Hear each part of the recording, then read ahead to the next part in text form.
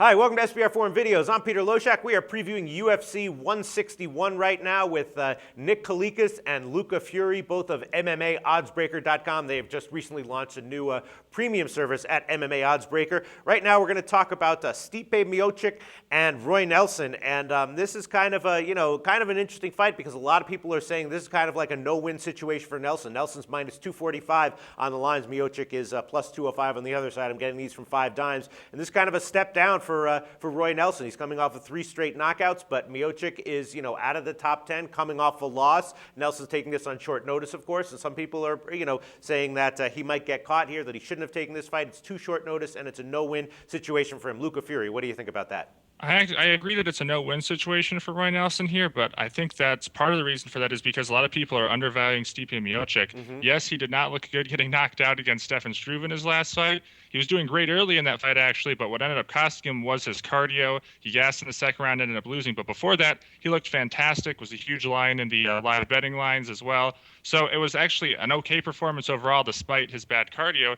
And it's kind of a similar situation in this fight where I think the cardio is going to be the key here because Miocic is actually the superior technical striker. He's a superior wrestler. I think he can control Nelson in the clinch, even if he can't get the takedowns here. But what's going to probably end up deciding the fight is going to be Stipe's cardio and his chin as well, of course. Because Roy Nelson, yeah, he has that big right hand, but besides that, his striking is actually very overrated. Yes, he has the good jiu-jitsu skills, but he doesn't use them very often. So I actually see this as being a pretty competitive fight. Now, of course, like I said, Roy Nelson, he has that big right hand. Stipe's chin, obviously, is a bit questionable now after that Struve fight because Struve is not a particularly good striker, not a particularly powerful one either, and getting knocked out by him is certainly not a good sign. But if Stipe has cardio for this bout and he can go 3 hard rounds or at least 2 of them, I actually think he has a decent shot at pulling off the upset here. And I think a lot of people are seeing Roy Nelson as being a much higher level heavyweight, but I actually see them as a similar range. I think they're both in that top 10, top 15 area, and I think skill-wise they line up similarly as well.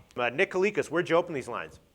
I opened at minus 260 for Nelson, so it actually didn't drop as much as you think. 5 dimes actually tightened the line at minus 245 now, and they're getting a little bit more action on Roy Nelson, believe it or not. So it's not a big shocker. I mean, the public hype has been on Nelson for a while. I honestly think he's been overrated that whole time. I mean, he's on a nice little win streak, no doubt, and he does have a nasty right hand. He's got power, no doubt, in his fists. He's got a good overall game for the heavyweight division because he has BJJ skills. Even though he doesn't use it too much, he's pretty well rounded. His wrestling's not too bad, but the problem is he's just not great at anything. Like Luca mentioned, I mean, he has that power. That's about it. He's got that puncher's chance. His cardio is not even that great in most cases. So I think that's going to be an advantage to Stipe. If he does get out of round 1, round 2, and round 3, it's going to be very interesting. And Stipe is the more athletic, the better overall fighter. And I should point this out as well. Stipe is an Ohio guy. I'm in Ohio as well, so we got a lot of mutual friends. So I'm a little bit biased in this fight, but I do believe that Stipe has a better shot than people think in this fight to pull it off. I think he can out-wrestle Nelson, and if he doesn't get caught, it's going to be interesting for sure. So why do you think Roy Nelson did take this fight then? Because, he's kind of trying to angle for a title shot here, and this just seems like it won't help him any way it turns out. Well, his confidence right now is at an all-time high. I mean, he basically, somebody asked him about his cardio not long ago too, and if I'm not mistaken, he basically answered, "Why do you need good cardio when you're just knocking everybody out?" So that cockiness right there might get him in some trouble. He thinks he could just go out there and just plant everybody in the heavyweight division.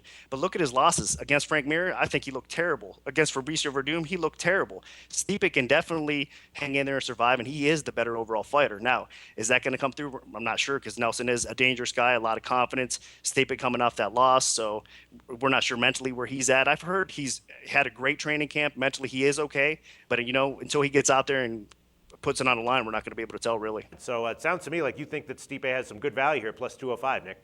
Yeah, I mean, it really does. If he doesn't get caught by the knockout, I think it's going to be interesting because he is the better striker. I mean, he looked great against Struve in that first round, no doubt. He clearly, easily won that fight. Then in round 2, he just didn't look the same. Something happened. He got caught. And that was it. His cardio looked like it was in, really bad condition there. So he was a different, completely fighter after the first round. But the good thing about that is Struve has a much better cardio than Roy Nelson. And like I said, Roy Nelson has the thought of him knocking everybody out right now. But traditionally, if somebody makes it out of round 1 with him, he just starts to fade and he looks like crap. Yeah. So I really do think that, people cannot count Stipe out. I know he didn't look that great against Struve in round 2, but you always never look. A good friend of mine actually told me this: you're never as bad as your worst loss, and you're never as good as your best fight. So I agree with that. Your best win. So I think that's you got to consider that as well. Both fighters could tend to look better or worse for sure. Luca, you agree with that? You agree that the value here is on Stipe? I do. I wouldn't go big on it because, like I said, his cardio is a concern, especially after that last fight. Was never he never showed great cardio in the UFC. In his debut against Joey Beltran, he did slow down a little bit, but it was still a lot better than he showed in the Struve fight. He actually won his previous fight against Shane Del Rosario by having the superior cardio. So I think that is going to be a big key here. But again, since it didn't look good in his last fight, that is going to be a question mark going forward, as is his chin. But still, again, upwards of plus 200, I do think there is some value. So I do think it's worth a bet. Not anything big, definitely something smaller, maybe like a flyer. But still, I think it's completely a dog or pass situation here. I don't see how you could lay the juice on Roy Nelson at all. And I do think the odds on Stipe are too good to pass up. All right. Well, I'm agreeing with you. You've made your arguments very well, guys. Thanks so much.